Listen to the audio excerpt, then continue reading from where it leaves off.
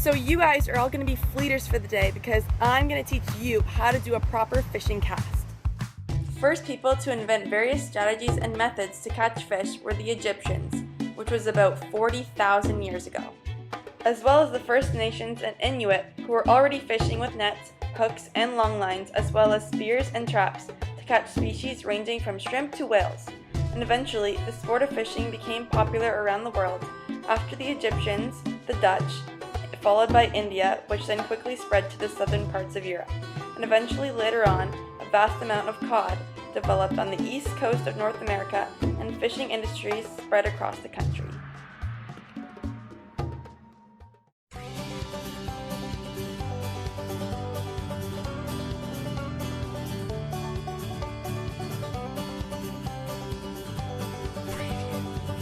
It's really important to know how to cast a fishing rod properly because if you let go of the line too early, the lure will go straight up into the air, and if you let go of the line too late, the lure will go straight down to your feet.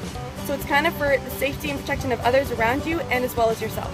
So first thing you're going to want to do when you get your fishing rod is slide your rod hand, which is usually your dominant hand, over the rod seat. 2 fingers over, 2 fingers under, which leaves your forefinger free to trap the line as the casting swing is made. Next, you're going to want to face your target area with your body, shoulders, and feet square to your target. With the line trapped with your forefinger and the bail open, swing the rod back past your shoulder and then forward again in a swift, smooth arc. This forward casting stroke should start slow, accelerate, and then finish by drifting forward so the rod points horizontally in front of you.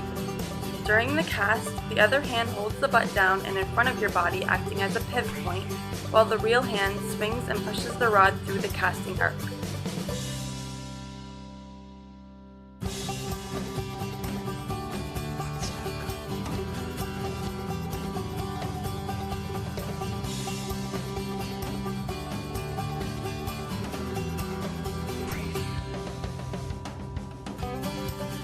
The elbow joint is the main joint used in the fishing cast, since it is a major pivot point and directs the fishing rod where it should go. Muscles being used in the wrist joint are the forearm extensors and flexors of the radius and ulna. The biceps and triceps help with elbow movement, and the latissimus dorsi and the deltoid help with the function of the shoulder joint.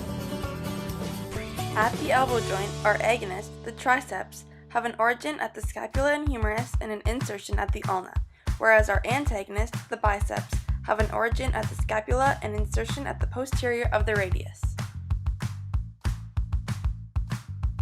At the shoulder joint, our agonist is the pectoralis major with an origin at the sternum and insertion at the humerus, and the antagonist, the deltoid, has an origin at the clavicle and scapula and an insertion at the humerus. The wrist joint's agonist is the extensor carpi radialis longus with an origin at the lateral ridge of the humerus and an insertion at the distal 4 phalanges. The antagonist at the wrist is the flexor carpi radialis longus with an origin at the anterior surface of the humerus and insertion at the ulna.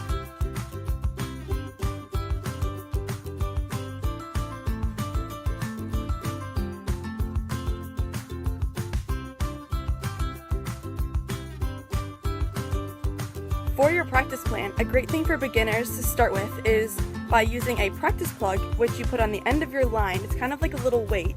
It's not so that it's not a hook and you don't hook anyone around you or yourself.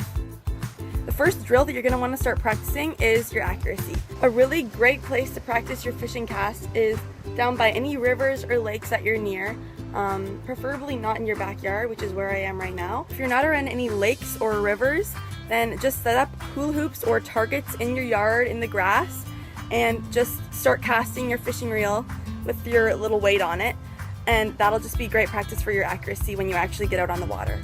Drill number 2 is all about muscle memory. Muscle memory. Muscle memory.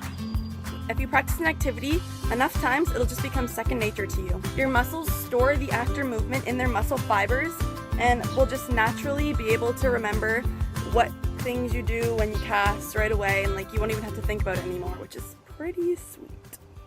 Also, weightlifting, daily walks, and yoga can all help in strengthening key body parts while improving stamina and ability. Gracie's cast has really improved, however, she still needs some work.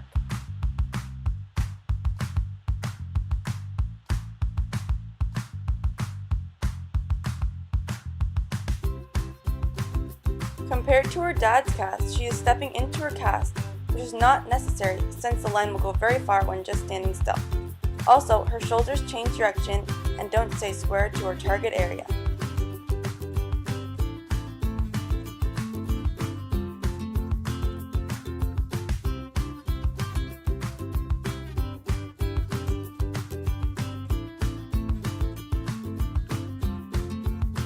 When we flip back in time to about 1687, we meet this guy named Sir Isaac Newton, who came up with the 3 laws of motion, which I'm sure most of you learned about in physics class.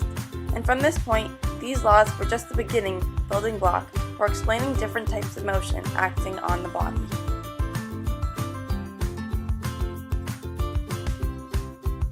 Kinesiology and biomechanics are intricately related, and the principles of biomechanics are used to understand movements and actions of the human body during activities. In a fishing cast, biomechanical principle 3 is used. So essentially, the shoulder and elbow joints are used and required first to gain maximum velocity, and then is followed through with the wrist joint after the larger joints have reached their peak point of motion.